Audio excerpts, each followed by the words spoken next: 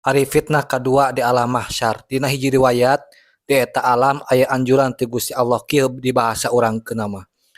Masing-masing golongan gerak kumpul jeung sesembahanana waktu di dunia. Harita keneh jalma-jalma anu di dunia nyembah kana berhala karumpul jeung berhala. Jalma-jalma anu nyembah kana panon poe karumpul jeung panon poe. Jalma-jalma anu nyarembah ka para dewa karumpul jeung dewa. Anjuran ti Gusti Allah anu disarembah geura arindit ti ieu tempat sarta pangikutna kabeh kudu naluturkeun. Saharita eta berhala indit bari dituturkeun ku anu nyarembahna kabeh arasup ka neraka. Panon poe indit ti eta tempat dituturkeun ku tukang nyarembahna kabeh arasup ka neraka. Kitu saterusna. Tinggal jalma-jalma Islam. Tuluy aya timbalan ti Gusti Allah anu agung ditujukeun ka jalma-jalma Islam anu harita tinggal riung keneh. Nah maraneh can arindit nuturkeun sesembahan maraneh. Jalma-jalma Islam ngajawab, kuring mah moal waka indit lamun anu disembah ku kuring can datang ka dieu.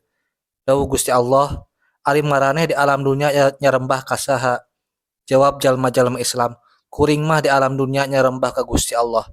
Timbalan ti Gusti Allah, tunggu sakedeung, teu lila reup alam asarobah, ujug-ujug belegedeg di awang-awang aya malaikat anu gedena kaliwat saking ahengna tanpa tanding, katenjona gagah, serem, kagum, model jeung rupa-rupa anu araheng.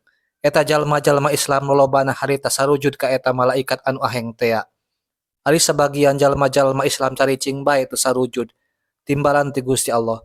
Nah maraneh caricing bae henteu sarujud bareng-bareng jeung batur maraneh. Eta jalma-jalma ngawalar, amit-amit Gusti abdi moal sujud, moal nyembah ka makhluk. Pangeran abdi di dunia di akhirat tetep Gusti Allah anu henteu siga naon-naon, anu teu nempat di luhur, di handap atawa di mana bae. Dawuh Allah, maraneh pisan jalma anu bagja anu salamet jigeura arasup ka sawarga bareng jeung jalma-jalma anu diridhoan ku urang. Terus kumaha nasib jalma-jalma anu sujud saharita, kabeh katipu kaseglong, asa-asa rek meunang bonus ari pek teh kawiwirangan maranehna ditahan heula, diproses diadili. Ieu teh akibat henteu mantep kana harti sifat mukhalafatul lil hawadis.